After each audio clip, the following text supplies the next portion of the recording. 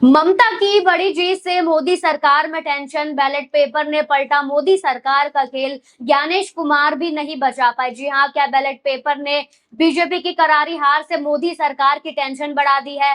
ममता बनर्जी के इस दाव से क्या मोदी सरकार बैकफुट पर आ गई है? और क्या अब ज्ञानेश कुमार के सामने बैलेट पेपर को लेकर सबसे बड़ा सवाल खड़ा हो गया है? आज की इस खास रिपोर्ट में मैं आपको इन सभी सवालों का एक एक करके पूरा जवाब बताऊंगी और साथ ही दिखाऊंगी कि आखिर किस तरह से इस नतीजे के बाद मोदी सरकार घुट्टों के बल गिरती नजर आ रही है और बंगाल में ममता बनर्जी को लेकर लोगों के बीच कैसी खुशी देखने को मिल रही है। तो आखिर क्या है इस पूरे नतीजे की असली कहानी, बीजेपी को कितनी बड़ी चोट लगी है और ज्ञानेश कुमार का इसमें क्या कनेक्शन है, जानने के लिए वीडियो को अंत तक जरूर देखिए। नमस्कार, मैं हूं अंजलि यादव और आप देख रहे हैं पीआरबी। दोस्तों, बंगाल की राजनीति में पिछले कुछ समय से लगातार बड़े उलटफेर देखने को मिल रहे हैं। एक तरफ विधानसभा चुनाव में बीजेपी ने बड़ा सियासी उलटफेर करते हुए सत्ता अपने नाम कर ली और दूसरी तरफ अब बंगाल से एक ऐसा चुनावी नतीजा सामने आया है जिसने फिर से ममता बनर्जी बनाम बीजेपी की राजनीतिक लड़ाई को चर्चा में ला दिया है। लेकिन दोस्तों, आज की कहानी सिर्फ एक चुनाव जीतने या हारने की नहीं, क्योंकि इस कहानी में बैलेट पेपर है, बीजेपी है, ममता बनर्जी है और चुनाव आयोग के मुख्य चुनाव आयुक्त ज्ञानेश कुमार भी है। और सबसे खास बात, जिस चुनाव का नतीजा अब सामने आया है उसमें तस्वीर विधानसभा चुनाव से बिल्कुल अलग नजर आ रही है। लेकिन इस नतीजे तक पहुंचने से पहले आपको बता दूं कि पहले समझिए बंगाल में हुआ क्या था।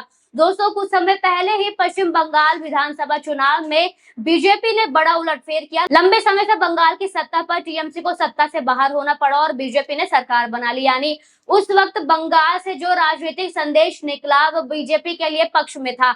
ममता बनर्जी को बड़ा झटका लगा था और बीजेपी के लिए ये जीत बेहद अहम मानी गई। लेकिन अब जरा इस कहानी को दूसरी तरफ से देखिए, क्योंकि उसी बंगाल में उसी राजनीतिक माहौल के बीच एक और चुनाव हुआ और इस बार जो तस्वीरें सामने आई उसने सबका ध्यान अपनी तरफ खींच लिया। लेकिन ये चुनाव आखिर था कौन सा?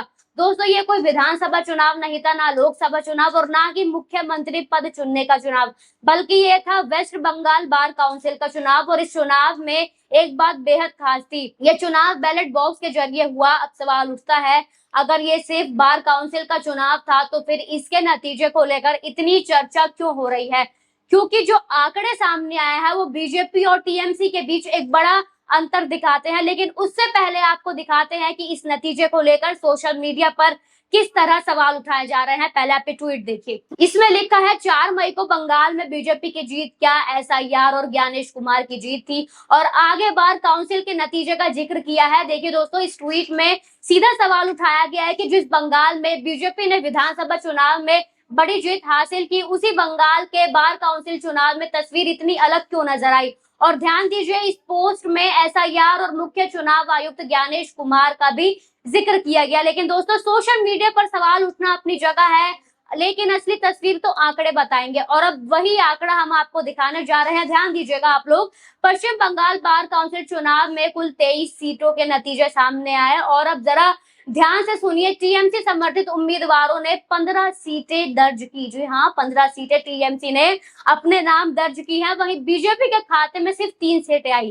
कितनी सीटें? सिर्फ और सिर्फ 3। लेफ्ट को 3 सीटें मिली और कांग्रेस को 2 सीटें, यानी पूरा गणित टीएमसी 15, बीजेपी 3, अदर पार्टी 3 और कांग्रेस को 2। अब जरा सोचिए, एक तरफ विधानसभा चुनाव में बीजेपी सत्ता में आ गई, दूसरी तरफ बार काउंसिल की 23 सीटों में बीजेपी सिर्फ 3 सीटें तक रह गई। यही कॉन्ट्रास्ट इस वक्त बंगाल की राजनीति में चर्चा का विषय बना हुआ है। अब दूसरा ट्वीट देखिए आप, इस नतीजे की पुष्टि करने वाली रिपोर्ट आज तक ने भी प्रकाशित की है, जिसमें बताया गया है कि टीएमसी समर्थित उम्मीदवारों ने बार काउंसिल चुनाव में 15 सीटें दर्ज की, जबकि बीजेपी को सिर्फ 3 सीटें मिले। यानी आंकड़ा छोटा नहीं है, 23 में से 15 सीटें एक तरफ और 3 सीटें दूसरी तरफ। लेकिन दोस्तों, अब यहाँ सबसे बड़ा सवाल खड़ा होता है, क्या इस नतीजे को ममता बनर्जी की वापसी का संकेत माना जाए या फिर ये सिर्फ बार काउंसिल का एक अलग चुनाव है? और इस नतीजे के बाद टीएमसी समर्थकों में किस तरह की खुशी देखने को मिल रही है, जरा ये वीडियो देखिए, ये तस्वीरें देखिए।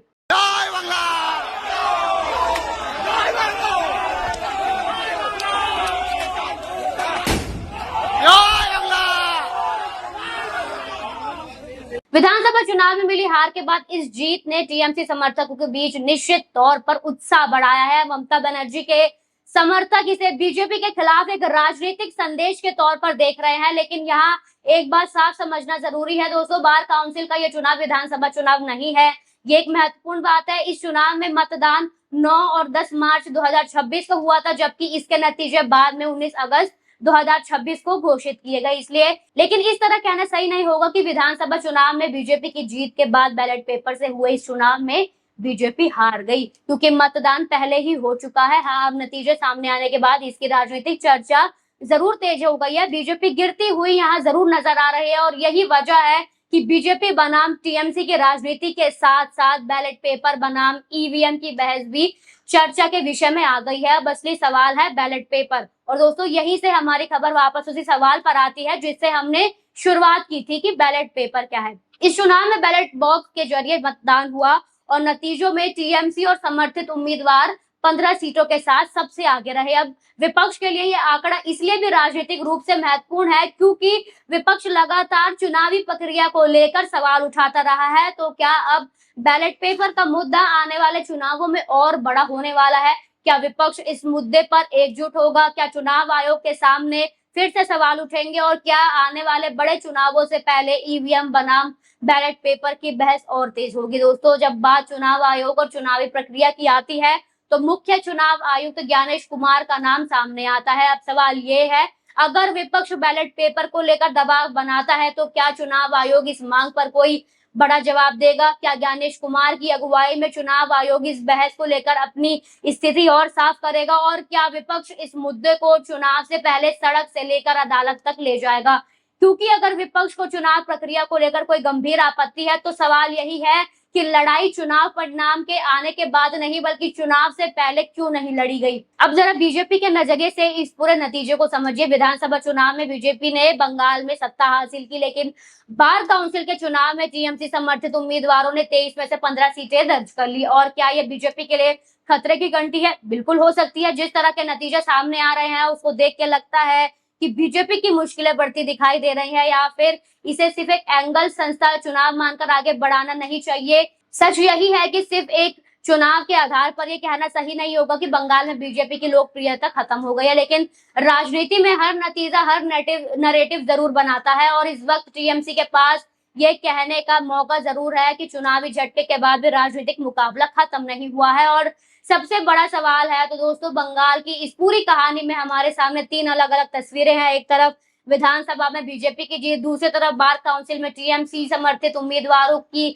15 सीटों पर जीत, और तीसरी ही तरफ बैलेट पेपर को लेकर फिर तेज होती हुई राजनीतिक बहस। दोस्तों, कुछ भी कहो लेकिन बीजेपी की उल्टी गिनती शुरू होती नजर आ रही है। अब देखना होगा कि क्या विपक्ष इस नतीजे को सिर्फ एक चुनावी आंकड़ा मानकर छोड़ देता है या फिर इसे बैलेट पेपर और चुनावी प्रक्रिया के बड़े मुद्दे से जोड़कर आगे बढ़ाता है। तो दोस्तों, अब आप बताइए कि क्या बार काउंसिल के ये नतीजे बीजेपी के लिए चुनावी झटका है या बंगाल की राजनीति में किसी बड़े बदलाव का संकेत? क्या ममता बनर्जी की इस जीत को बीजेपी के खिलाफ आने वाले राजनीतिक कमबैक के तौर पर इस्तेमाल कर पाएगी? और सबसे बड़ा सवाल, क्या अब ज्ञानेश कुमार और चुनाव आयोग के सामने बैलेट पेपर को लेकर विपक्ष का दबाव और बढ़ने वाला है? आपकी क्या राय है हमें कमेंट सेक्शन में जरूर बताइए।